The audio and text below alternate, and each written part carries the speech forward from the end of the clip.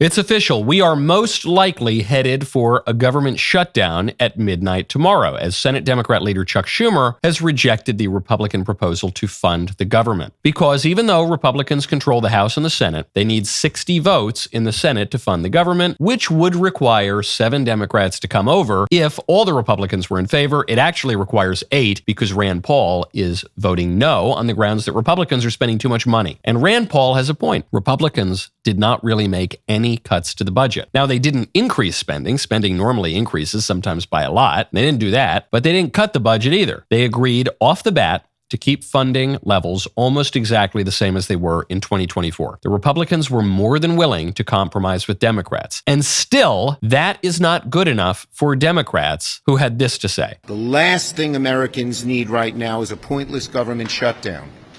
A shutdown will hurt just about every American. The truth of this shutdown is that it's actually not about a wall, it is not about the border, and it is certainly not about the well-being of everyday Americans.